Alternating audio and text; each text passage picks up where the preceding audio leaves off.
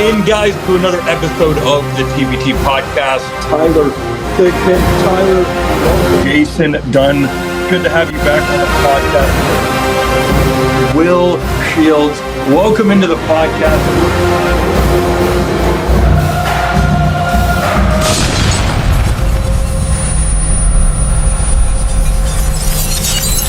Welcome in, everybody, to another great episode of the TBT podcast. Today, we got a big one, guys. Big episode with my man, Sterling Holmes. Sterling, it is an honor to have you on the podcast. How are we doing today? Doing great, man. Appreciate you having me. Excited to be here. Yes, sir. It is a big one. Like I said, been a big listener for you for a long time on Arrowhead Addict. We know a lot of the fans listen to you as well on Arrowhead Addict. Is that how you got started? Where did you start really with your journey becoming like a Chiefs fan and really getting into this whole talking about the Chiefs and becoming a podcaster you are today? Yeah, well, I got into becoming a Chiefs fan, grew up, born and raised in Kansas City, and my first game went to with my dad, at least the first game I remember. It was Dante Hall, kickoff return for a touchdown, first play of the game, and I go, yeah, this is badass. I think I'll be a Chiefs fan. Made a lot of sense then. After college, I went to Mizzou for marketing, worked for the 76ers for 3 years or so. Decided I don't want to live in Philly my whole life. Want to move back to Kansas City. Moved back to KC. Started working at Sports Radio 810, doing a whole bunch of board op work on the weekends, running NASCAR, whole bunch of the not quite as fun stuff before eventually doing evening shows and working some shows on their sister station. At that time, I was occasionally writing for Arrowhead Addict, but I am not a great writer. I don't mind writing. I semi-enjoy writing, but I'm not a great writer. I knew that's not my strength. And eventually, I used to have Matt Connor from Arrowhead Addict on the radio show a good amount. And the same day, about the exact same time, we called each other. Very eerie. And we said, what if we do a podcast together? And we thought that had to be destiny. We called same time, same day. Well, let's do it. Same idea. We ended up talking with Patrick Allen and Matt Verderam, and they asked if we wanted to join them on Arrowhead Addict. And I and Matt Connor decided we would, but it was a lot of back and forth. We said, well, we don't want to give creative rights and all this stuff. And then we realized we don't know how to do a podcast. We don't know how to do any of the back end work. We don't know how to make any of these graphics. And so we said, yeah, we'll join you guys. I am so glad we did that because we would have been so dumb to try and do that by ourselves. So we joined forces with Verderam and Patrick Allen, and the Arrowhead Addict brand just continued to grow and grow and grow. And that's the more or less podcast side of things. Obviously, I do stuff on radio still every single day, 10 to 2 midday show on Sports Radio 810. I do some stuff for Bleacher Report as well. I do Stack in the Box, which is also a subsidiary of Fansided, which owns Arrowhead Addict. So I'm talking a lot of Chiefs, talking a lot of NFL, talking sports nearly, 6 to 7 hours a day. Yeah. And I'm glad you guys did that because I've listened to you guys for years. I wouldn't have started my podcast if I didn't get on YouTube and started listening to you guys. And I'm like, hey, well, you know what? These guys are cool. These guys know what they're talking about. I learned a lot just from listening to you guys. So I'm glad you guys had that call and came together and created Arrowhead Addict. And I listen to this till you're on the Zone, right? Every day on 810 Sports Radio. Yes, yeah. I live in Orlando. I live in Orlando here in Florida, but I find a way to listen to 810 Sports Radio every single day and listen to you guys. That's why it's a pleasure to have you on your podcast to talk some Chiefs because a lot going on with the Kansas City Chiefs. We got mini camp going on. What is kind of your initial thoughts going into this mini camp after kind of, the loss in the Super Bowl, the offseason, and now we're starting to get the guys on the field. We see these new additions in Jersey. They're getting the photos in right now. What is kind of going through your mind with the Chiefs right now and your overall thoughts heading into mini camp and kind of training camp? Yeah, best shape of your life season, huh? That's what it is right now. A couple of minor takeaways. One, Trey Smith being at mandatory mini camp. I'm not surprised, but I'm glad. I'm reassured. Whether or not a long-term deal gets done by June 15th, which is the deadline, whether a deal does not or does get done, what's nice is it doesn't seem like the sides and the parties have gotten sideways with each other. It doesn't seem like there's any Right. sort of anger, any sort of resentment. It feels like there's at least a place where, okay, they can come together and try and find a way to make a deal. Trey Smith, again, I didn't think was going to miss because he was a sixth rounder. He's not made a lot of money, relatively speaking, in his NFL career so far. This is his chance to sign right then and there and make 23 million. You're not, once you already signed, which he did, you're not going to miss minicamp. You're not just going to throw money away. That'd be foolish. He's not a foolish man. So again, he's there. Main takeaway is sounds like the parties are at least in somewhat of the same. They're not sideways. That's what really matters. Number two, Travis Kelce looks to be in shape. I know that's a funny thing to say, to talk about a grown man and worry about if he in shape or not, a Hall of Fame tight end, but that's a big storyline.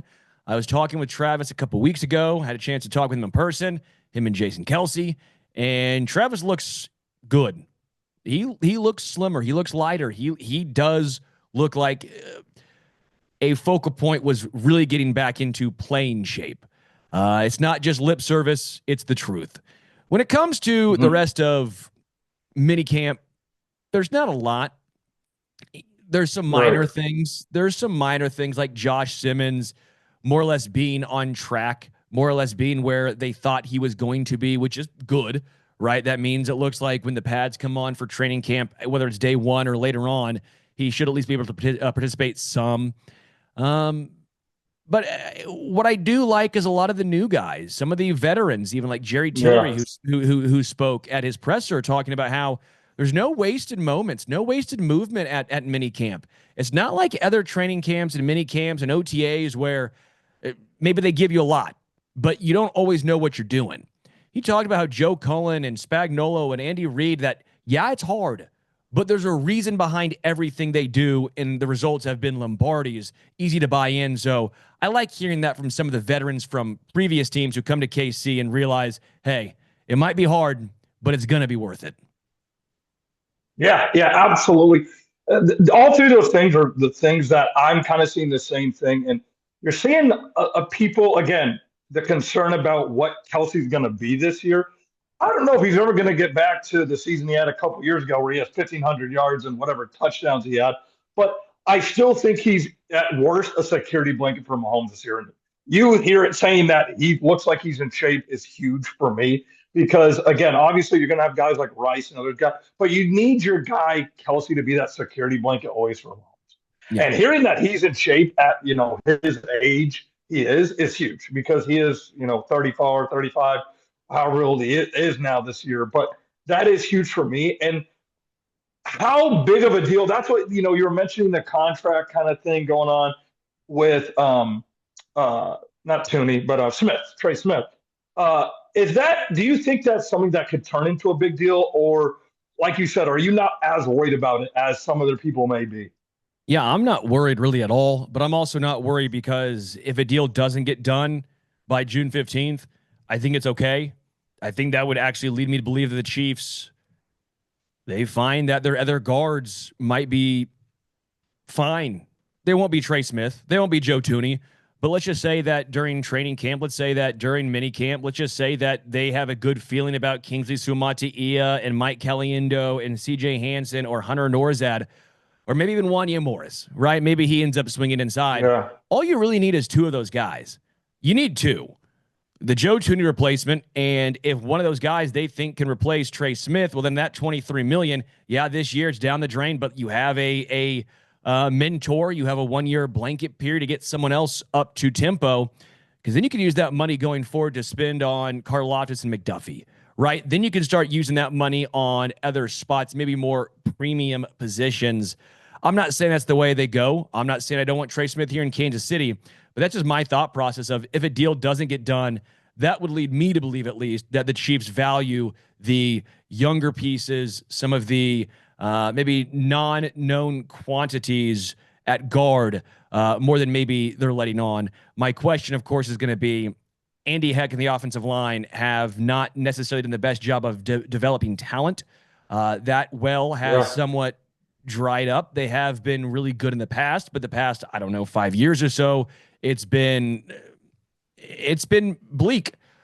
Creed Humphrey came in as a all-pro type of player. He stayed an all-pro Right. player. Nothing you can do there. That's no knock. Trey Smith came in as a Pro Bowl-ish caliber guard with a couple of concerns with penalties and pass blocking. Well, he's been about the same player, which is a really good guard, but he hasn't necessarily improved a ton. Juwan Taylor came to Kansas City because the whole conversation was, well, he's going to improve. Well, he's regressed. So you got to Yeah. go back to guys like Allegretti and Andrew Wiley, guys who did improve, don't get me wrong, but that's what we're talking about, putting a feather in the cap of Andy Heck or the offensive line development staff. It's just been a while. And so I guess that would be my concern if Trey Smith, a long-term deal does not get done, is how much do you trust the developmental aspect of some of these younger guys? Yeah, that would be my biggest thing is how big of a concern the offensive line would be this season, especially where the first couple of games you're dealing with defensive lines that are pretty dang good in this league. You got the Philadelphia Eagles, you've got even the Giants, who are not a great team, but they got some guys on their defensive line who are pretty good. You got some guys your first couple of weeks where your offensive line is trying to get used to a guy who's not again, your typical guy. He likes to move around. That's a tough job as an offensive line to get used to, especially as a young guy, a guy like Patrick Mahomes back there. That can be a biggest thing. With the offensive line going into the season, going into really this season and in training camp, is that the number one concern for this team? Yeah, I would say the left side. Again, I'm not any concerned about Trey Smith missing any games. I don't think he's going to hold out. I think that Right. he wouldn't have signed that franchise tag as quick as he did if he was planning on holding it. Again, this is a guy who's made not a lot of money so far, being a sixth rounder in his NFL career, and he has a Right. chance to make 23 mil this year. I would be shocked. I mean, perplexed. It would be ridiculous if he were to hold out, because also he's a guard, not a premium position. It's not Chris Jones, the best at your position. You are top 15 guard in the NFL. Like, there's so many differences there. So I don't think he misses a game. I really like Trey Smith, but he doesn't have the leverage that a Chris Jones had. So that being said, even with Trey Smith and Creed Humphrey, I do have some concerns because we've not seen Juwan Taylor take a step forward. The penalties have still been there. I am concerned that we Yeah. are just crowning Kingsley Suamataia as this great left guard. Well, this is the same organization that said he was a great left tackle. And we all blindly Yeah. believed it. We all did, because we said, okay, that makes sense. And it didn't happen. So I do have some concerns. I will say I'm fairly high on Jalen Moore. I do think Kingsley can be at least a serviceable guard. But again, I think you'd be a little foolish to just say, I have no concerns on the offensive line. I do think that's probably still the spot where I have a few question marks, although I think they'll be answered fairly early on, as you mentioned, by the difficult start to the season for KC. Absolutely. You nailed it on the head. Kingsley was, we trusted him at tackle. And then the sack leader showed him that you're not ready yet in Cincinnati when we went up against the Cincinnati Bengals. And he had a rough time. That was kind of all we really saw from him in that season playing that position most of the time. And we were looking, we went in the free agency and tried to find guys because it was a struggle. So you're absolutely right. You have to say there is some concern. But who do you think is the five? Who do you think right now is the five they're going to put out there? Yeah, I think if it were me, I'd go Jalen Moore left tackle, at least to start the season, barring Josh Simmons just knocking the door down and looking insane. But Right. I still think I would give the edge to Jalen Moore for week one. Left guard Kingsley, Creed, Trey, and then Jawan. I feel pretty comfortable from center to right tackle. I feel pretty good at Kingsley being left guard. I think barring disaster for him, he is your left guard. Maybe it's unfair. Maybe we shouldn't. Again, maybe we should give more credit to Caliendo or maybe a CJ Hansen Shocks, or they're not really using Norzad in that role. That Norzad's basically just the backup center, which I think is a little surprising because I think he's talented enough to play guard. He looked good week 18, neither here nor there. But yeah, I guess what it comes down to is left tackle, and I'd give the edge, me personally, to the veteran Jalen Moore for week one. Yeah, that's kind of where I'm leaning right now. And where do you think Simmons? Do you think Simmons can find the field right now, or is this starting position locked in at Moore?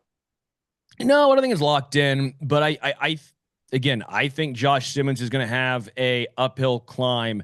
If he is the left tackle to start week one, that might be a great situation for Casey. That means he earned that spot. Right. Again, barring injury and all that stuff, but if he's starting week one, that means he looks phenomenal.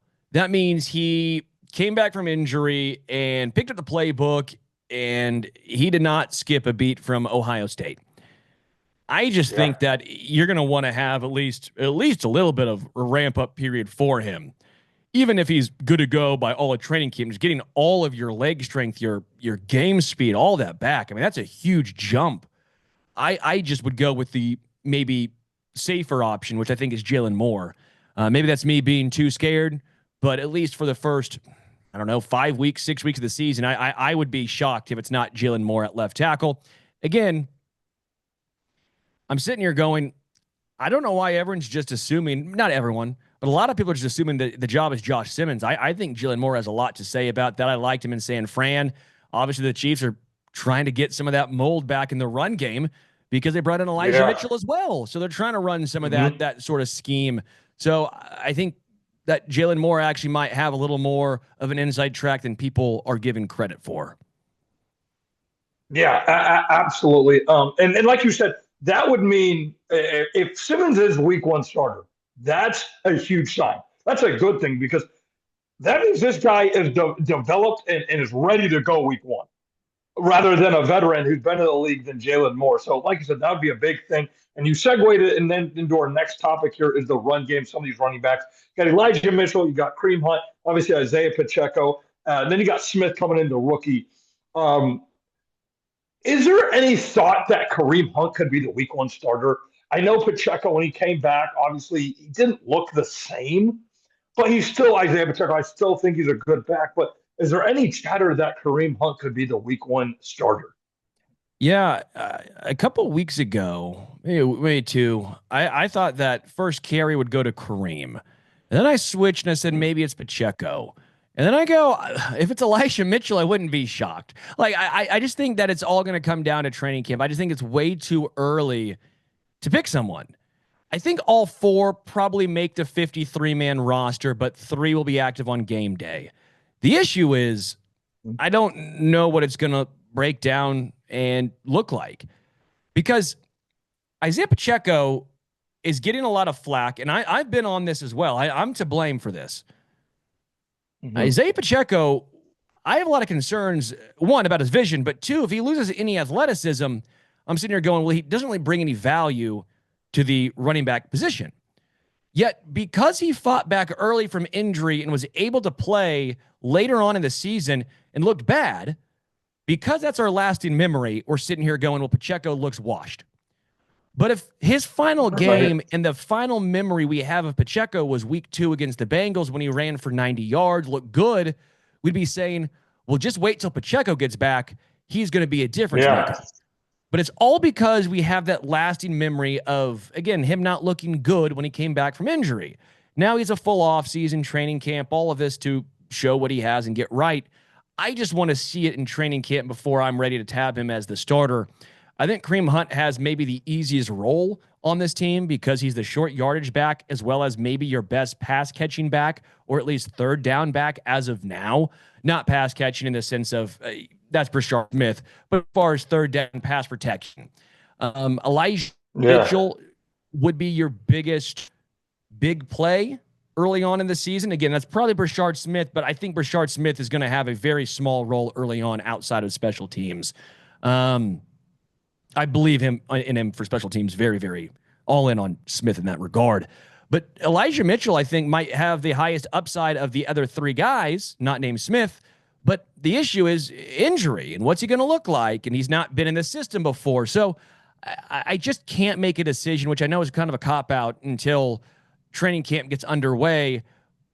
But I just don't know if there's a legit way to make it because I think the battle between those three guys, Pacheco, Mitchell, and Kareem Hunt, is so close. I think it's unfair to make a pick now at this point. Yeah, I don't want to just write off Isaiah Pacheco. And like you said, One of my good friends, he's a big Pacheco guy. He loves Isaiah Pacheco. He's got the 10 jersey. He even took his Tyreek Hill jersey and put a Pacheco on the back over it. I mean, he and I sat there and I said, when he was looking bad, I'm like, put Kareem in. Put Kareem in. Isaiah's not looking good right now. But I just don't think we can write him off just completely because you're right, but you are right in a sense because if he does lose some of his athleticism, then really what else is Pacheco going to offer? I don't think he's the best receiving back. I think the other backs do a better job of that. So I do think we got to see him a little bit more in training camp. And I am excited to see Smith in preseason. I'm excited to see what that guy can offer. Like I said, he may have a lesser role just because there's guys in front of him. Elijah Mitchell, he's a guy I think can do something on this team. I don't know if he's going to be kind of your receiving back or just kind of your third down back, whatever his role may be on this team. Well, I'm excited to see them. I think the run game can honestly have a big effect on this team this year. I feel like we ran the ball a lot more than we did typically in years past last year. Maybe it was just because we were more of a short downage team. We weren't more of a big play team. That being said, how do we get back in the big play teams? I know we just talked about the running backs. How do we get back being a big play team? Is it now that we got Hollywood Brown back for a full season? Will we have Rashid Rice back? Jalen Royals, what is his role going to be with the team? What is kind of your expectation now moving on to the receivers of this team? Yeah, it's going to come down to 115, as it always does. Offensive line's going to have to hold, but I think Rashid Rice is the biggest differentiator when it comes to big plays. You're not going to see a lot of big plays in the running back room either way. That's just not what this team's built on. They don't have, as much as we're talking about the running backs, they don't really have this. They don't have a guy. They don't have like a stud back there. No. So it's going to have to be the pass game. And I think it's Rashid Rice because Rashid Rice opens up things for Travis Kelce. He opens up things for Hollywood Brown. He opens up things for Xavier Worthy. Rashid Rice is such an efficient, effective wide receiver with insane yak ability. He's a guy who is a top 3 yak guy when healthy in the NFL. He is just very special in turning 5 yards into 15. And there's not really a lot of Chiefs that do that. Xavier Worthy is a guy that can make 30 yards into 30. He can catch the deep ball, right? But we saw he gets tripped up often. It's just not his game. Hollywood Brown is a good possession receiver in a different sense of not a big body possession receiver, but he's not a huge yak guy. Travis Kelce obviously has taken a couple steps back because of his age. And if you want some of these big plays, it's going to be predicated on Rashid Rice. He is now the number 1 option in this offense. So for big playability and explosive plays, to me, it's all about Rashid. It's not always what he ends up doing in the stat sheet, but it's what he does to open up things for the other guys on this team. Yeah, absolutely. I mean, but the first 3 or 4 weeks of the season when he was healthy, he was top 3 in yards. I mean, Rashid Rice was absolutely balling the first couple of weeks of the season before his injury.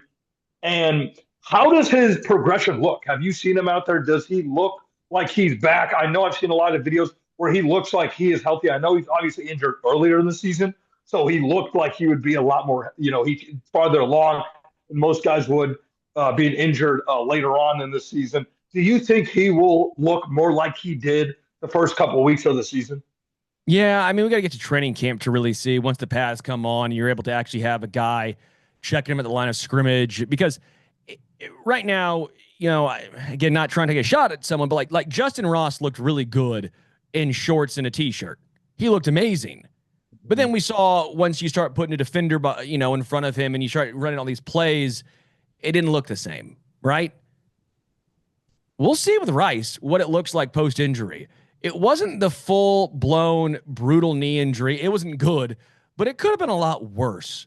I think he's young enough, and I think his game translates to that injury not being a ridiculously massive deal. Like, it'd be a bigger deal for Xavier Worthy than Rashid Rice, because Xavier Worthy's built on speed. Rashid Rice is more built on some shiftiness. Again, the yak ability, but it's not just top-end speed. It's the physicality, start-stop.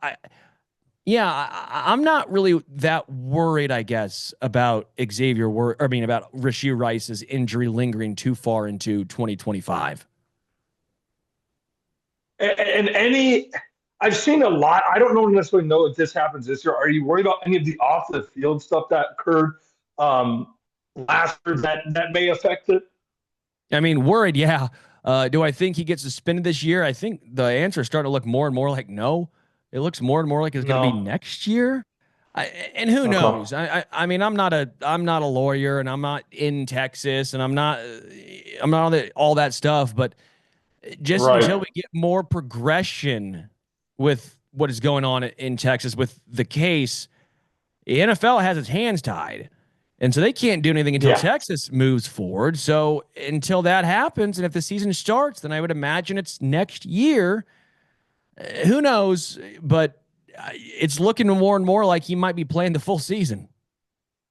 Yeah, I agree. I think he plays the full season. Like you said, the NFL can't suspend him for nothing if nothing happens has happened yet. So I think he should be fine for this season. I think that's a big deal because, again, as good as the Chiefs were last year, being basically one loss with the starters, and what we had to kind of do without a guy like Rasheed Rice most of the season, that's a big deal. Having him back for a full season. I know we got a gauntlet in the first couple of weeks of the season, but having a guy like that is back. But I want to kind of talk about real quick the back end of those receivers. You got guys like Nico. You got like you said, Sky Moore. You have Jalen Ross. My biggest concern about those three guys, if some of them may get cut or not.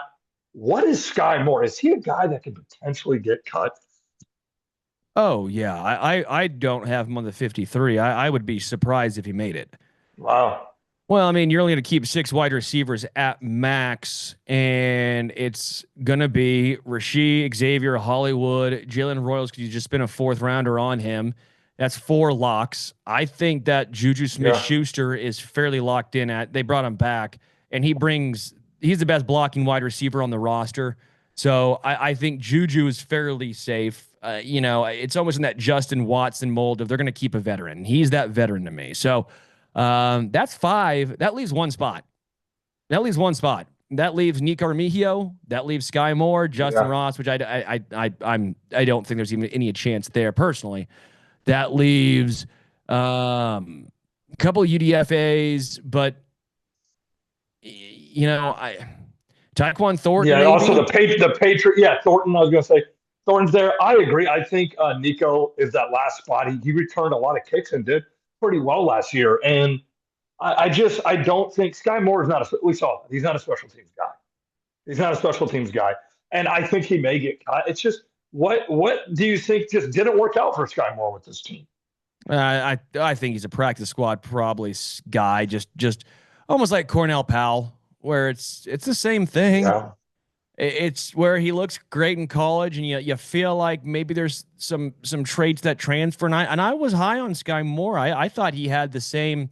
You look at him and Deontay Johnson; they had almost the exact same skill set, exact same combine, exact same athleticism scores, just all these things, these parallels. You look at the route running ability of Deontay Johnson, and I thought it was the same for Sky. I don't know. I thought for the longest time it was the mental side of things for. I mean, it's hard. The NFL's hard. It's not easy. You can have Yeah. all the skills in the world, but all of a sudden you got 80,000 people there. You have all these expectations. You're coming from a small school, and just I feel for him. It's hard, and then you have a couple bad games early on as a rookie, or maybe a drop here and there, and you struggle as a punt returner, and then you get in your dome. You have all these fans who are calling you already in year one a bust. It's hard. I mean, again, I'm not trying to feel sorry for guys that are making a lot of money. I understand that that's their job, but I just think that the mental side of things, and I don't know if the Chiefs handled it the complete right way, especially with special teams with Sky Moore early on. I feel like his confidence was shot, and then he was just left searching. He did himself no favors, obviously, but year one as a receiver, every once in a while we saw a glimpse of something, but then that was few and far between. So maybe a practice squad guy. I hope the best for him, but I would be pretty surprised if he made the 53-man roster. Yeah, I agree. I think he's odd man out. I mean, hey, you know what? He scored a touchdown for us in the Super Bowl. We'll always remember him that on that corn dog play. But yeah, those I think that like you that wide receiver room right there, I think that's what it's going to be. I mean, like you said, they're going to have some practice squad guys. I don't know if Ross goes on the practice squad again, but I mean, he was a guy that we kind of just hoped would maybe be something after a freshman year at Clemson. He never really panned out. But yeah, I think the wide receiver room is going to be a big part. Like you said, we didn't have Hollywood Brown for a full year. You're moving on from kind of the Justin Watsons to guys I think that are just a little bit above that, a little higher tier than that, can be a little bit more productive. Um, but another thing I wanted to ask you moving on here is Noah Gray was a guy who did really well for us last year. I have really big expectations for him this season. Is he going to be the Kelsey-like replacement? We're not going to replace the greatest tight end of all time. And yes, he is the greatest tight end for all my Rob Gronkowski people out there. What kind of role is he going to have next year? Is he kind of that next guy for us? I think Noah Gray is a back end tight end one in the NFL. I think he's a top 20 to 25 tight end in the NFL. I don't know what he's going to look like given a tight end one snap count share. The underlying numbers and metrics of Noah Gray are really good. But what's it look like over a full season with the same amount of snaps that Travis Kelce was receiving? Is he playing the perfect amount of snaps? Or is he just a guy that with more snaps plays the exact same and looks like a legit tight end, top 10 guy in the NFL? We'll find out. I think you replace Kelce in the aggregate with Noah Cameron. We'll see from Jared Wiley. I'm high on Brittingstool, the UDFA. I think Brittingstool probably makes the roster as well. So those are the four tight ends I think you're looking at this year at least. But yeah, I like Noah Gray. I guess I have my concerns about what he looks like as the focal point tight end, the tight end one on the roster versus one of, if not the best tight end two in the entire NFL. Yeah, I agree. I mean, great season last year. Obviously, like you said, Kelsey didn't have the touchdown numbers at least. I mean, again, he still was, I think, second or third in yards. Like, let's be real. Kelsey took a step back for being Travis Kelsey. Like you said, Noah Gray is a very good number two on this team. And Jared Wiley, I mean, I know he got injured last year. Do you expect him to be that third spot on this team? We'll find out. I don't know. Is he going to start the year on the pup list? Is he still fighting back from injury? Jared Wiley's an interesting one. I wasn't super high on him when he was drafted. I said first and foremost, I think tight ends are just so hard to really get a feel for coming out of college. I just think it's so damn hard. Rooting for him because of the size, because it'd be great to have a big bodied receiving tight end for the the red zone. I feel like Brittingstool at this point has just as good of a chance as Jared Wiley. Wow. Yeah, I don't know. I'm intrigued to see the tight end position plays out because if you told me Wiley ended up being a practice squad guy, I also don't think I'd be shocked. If you told me it was tight end three or a practice squad guy, I think either equation is in the mix. I say that because if I do believe in Brittingstool, there's a chance that you see a blocking tight end as that tight end four. There's a chance that you see a block first guy. Not Blake Bell, but in that sort of Yeah, I was going to say, not a Blake Bell position guy. Yeah, but it's something like that. Okay. Yeah, I agree. I'm excited to see what kind of the tight ends can do. If Jared Wiley, like you said, he's able to come out there in preseason, or what really is he going to be if he's still not there where they want him to be? Is he going to start out, like you said, maybe just being a practice squad guy? Really got to see more from him. But because again, we got a gauntlet coming up, and that's kind of what we're going to get into as we move along here. Is the AFC and kind of the AFC West in general. Is there any teams that you're looking at on the schedule in the AFC aspect, or just in general, you're saying we got to look out for this team that's coming up on our schedule that maybe not a lot of people are? Bills? Okay. I mean, that's what it is to me. I think the Bills are just so good. They've been so good for so long. Josh Allen's the only quarterback that can go to an extent toe for toe with Patrick. It's the Bills. I'm not worried about the Bengals. I know Bengals fans want to Yeah. act like they're in that conversation, but you got to make the playoffs first. Yeah, they might win the regular season game, or they have their own problems to figure out in Cincinnati when it comes to Shamar Stewart and Trey Hendrickson and all that stuff. They fired Lou Anarumo. I'm kind of out on the Bengals. I think Houston takes a step forward again. They were great that year one of CJ Stroud. They took a step back Hmm. last year. I think this year they take a step back forward. Chargers, I think, are going to be good. Broncos, I think, are going to be good. Raiders, I think, are going to be better. Ravens, are, again, yet again on paper, are going to be great, but Hmm. until they do it in the playoffs, I'm not worried. Regular season, yeah. If you told me the Ravens had the number one seed record wise in the AFC, I would not be surprised. But I don't think it matters until they do anything in the playoffs. But yeah, I mean the AFC is good this year. There's some good teams, but I think if I were creating like a power ranking, it's Chiefs 1, Bills 2, Ravens 3. Okay. Yeah.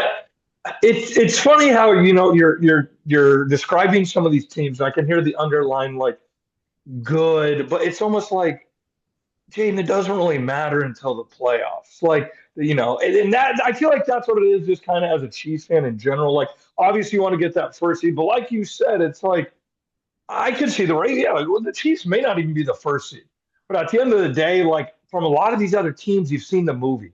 You've seen the movie too many times when it becomes when the stars shine the brightest.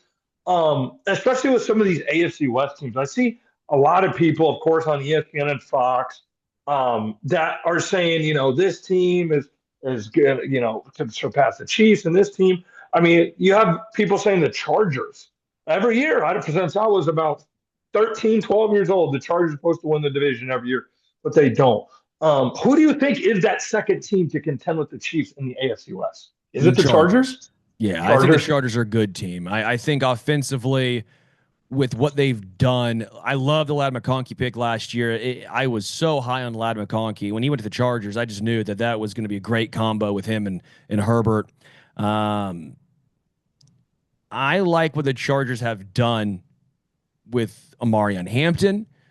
You couple with what we saw last year of J.K. Dobbins, right? J.K. Dobbins looked great before Mhm. the injury, and then he got injured yet again, and the offense took a step back for L.A., but you get a guy like Amarian Hampton with Herbert and that offensive line.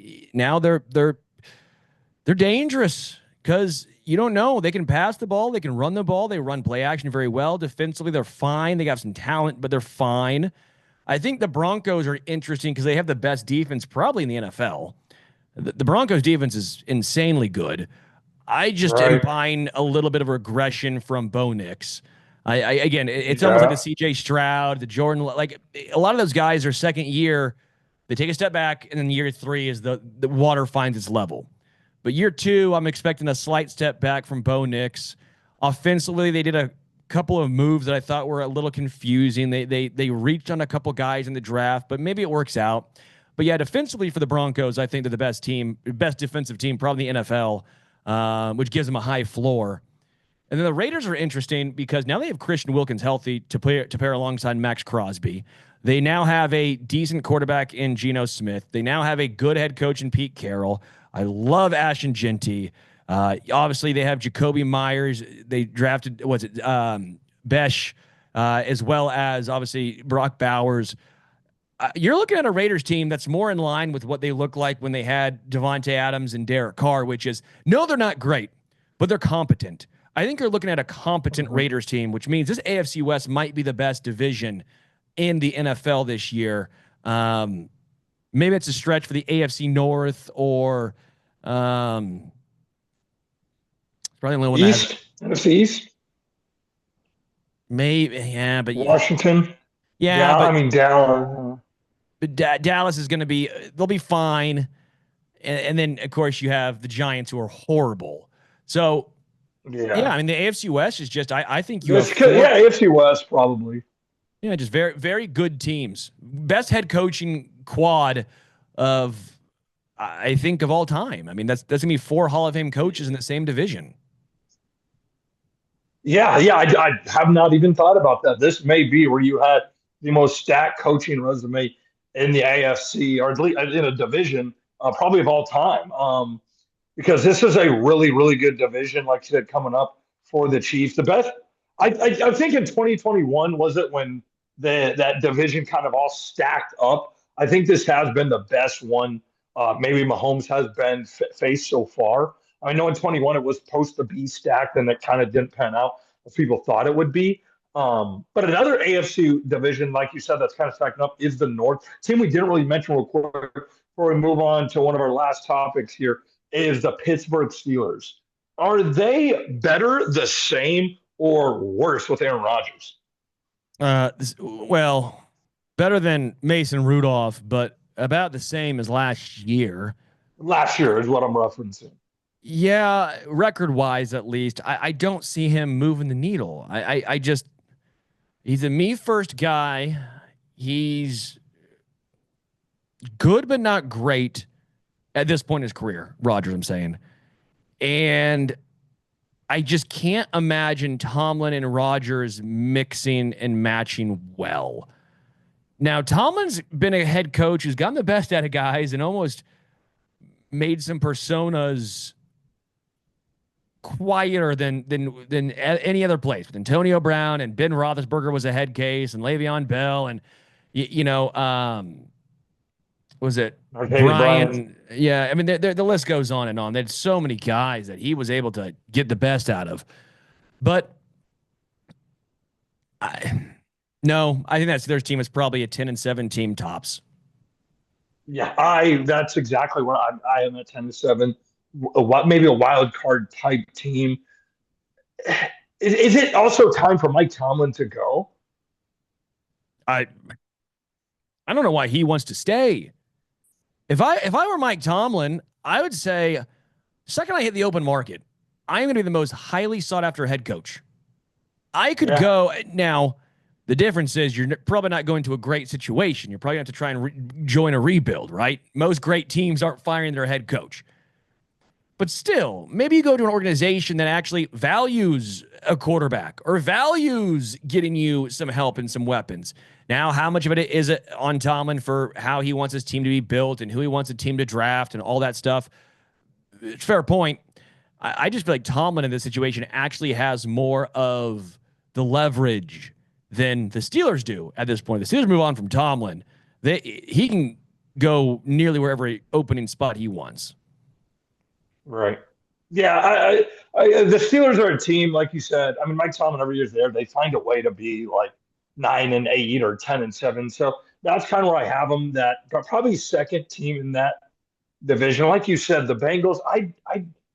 I'm out on them being where they're there with the Chiefs and Bills, and I'm sick of every time I get on here, Bengals fans are trying to convince me that they're still that team because they got Joe Burrow and Jamar Chase. That kind of remind me of that early Vikings teams from like the 2000s and like the late 90s, how it's like they got Randy Moss and Dante Culpepper. Outside of that, it's like you don't really got a lot of guys on your team that are playmakers. Obviously, you got T. Higgins. That's kind of where I have them right there in the AFC as a whole because, like you were saying, I think the Chiefs are going to be right there. It's really just the Bills and the Chiefs until somebody else convinces us otherwise. But let's move on here. So we're wrapping up this show. Before we get out of here, we like to do something a little fun right here. We do with all of our guests is we like to put a player from the Chiefs past and bring them on this Chiefs team right here. If you could bring on any Chiefs player from the past right now and bring them on this Chiefs team and plug them in this team, who would it be? Probably Willie Roaf. Ooh. Because then you wouldn't have to be concerned at left tackle. Wouldn't matter. And you could move one of Moore or Simmons to the right side. I think there's a couple of options you could go with. I think that Will Shields, Brian Waters, and Willie Roaf would be at the top. Jamal Charles would be really interesting. I think that's the most fun one. I think the most fun one's Jamal Charles. I think the best for the team, smartest option. Yeah. probably Willie Rofe. That's probably the smart option. Yeah, and I do think that like a Derek Thomas defensively would also Oh, be oh. pretty damn fun. So there's a couple ways you could go about it, but I think that that's probably the way I'd go about it. But Willie Rofe, like from the if you want that left side fixed, you got it fixed. I mean, you see, now you got me thinking of Derek Thomas just coming off the edge. Now my dad only hears this episode. He's gonna be really tuned in because Derek Thomas was guy. I mean, Jamal Charles. I mean, you say. I mean, I grew up having to in the Todd Haley era. You know, my first years watching the Chiefs and the Herm Edwards era. So this was the guy that I had enjoyed watching the most. So Jamal Charles, I do think would be a fun one. I mean, you hand the ball that's 6 yards right there. So that would be absolutely beautiful to him getting the ball right there. But I think that's a good answer. The smart answer is Willie Rofe. Your offensive line would be spent. Patrick Mahomes would be nice and comfy back there. But yeah, I like that answer. Before we get out of here, we got one more shout out. Dan Mears, he was the mascot for the Kansas City Chiefs. He's retiring. He was Casey Wolf. What I mean, you got a message for the fans. They're beloved. I think Casey Wolf is still going to be around, but Dan, the legend, he's retiring. You got any a message for Dan out there? Yeah, I'm sad to hear that. He's a great guy. If you've never heard his story, it is ridiculously Awesome. inspiring. Actually had Casey Wolf at my engagement. What's the day before the wedding? Whatever that The groomsmen did it. whatever the party is. Before Oh, basketball. no, not bachelor party. The night before the wedding, you have your Oh, not like the dinner. You have yeah, reception, rehearsal God, dinner, yes, rehearsal dinner. rehearsal dinner. There's the word. We had Casey Wolf come to rehearsal dinner, so that was a Really? blast. So shout out Dan and all he's done as the greatest mascot in sports. So Yeah, earned 35 years. he's earned that retirement.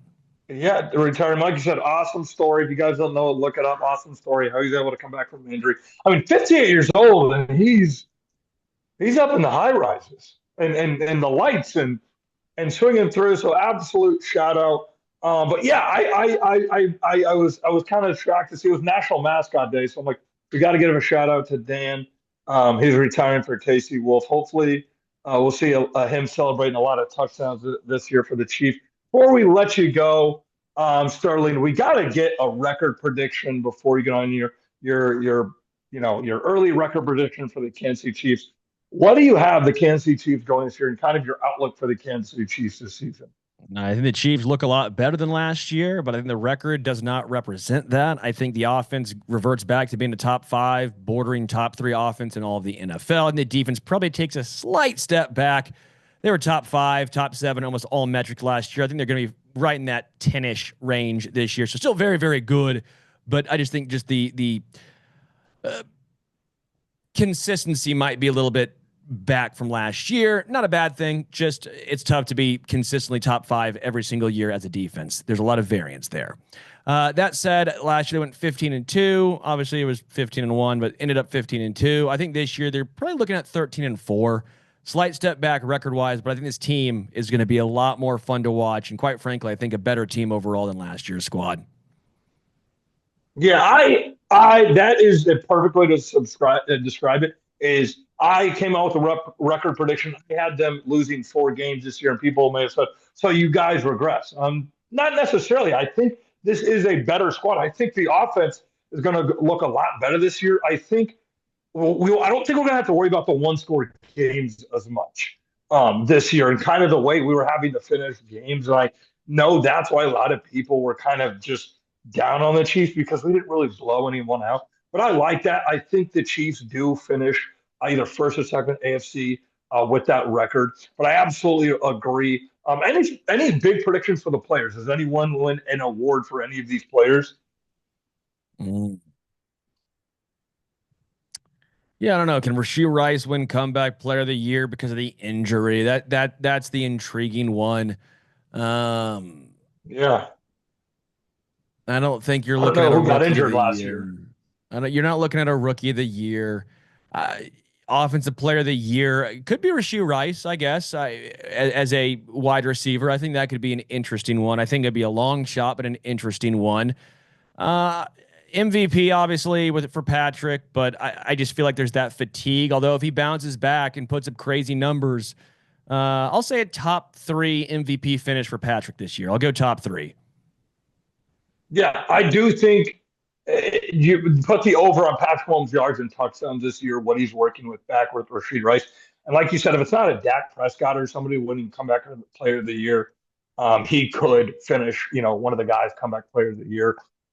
Absolutely agree with those right there. But Sterling, before you go, tell everyone where they can listen to you, where they can find you again. I know you mentioned some of those earlier, but tell everyone where they can listen to you or follow you on social media.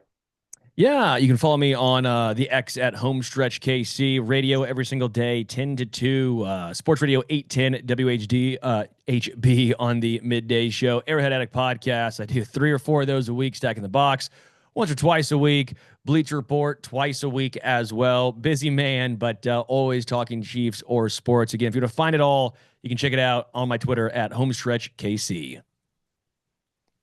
Absolutely. Well, Sterling, absolute pleasure having you on here. Like I said, listen to you guys all the time on Arrowhead Attic and 810 Sports Radio. So pleasure having you on this episode.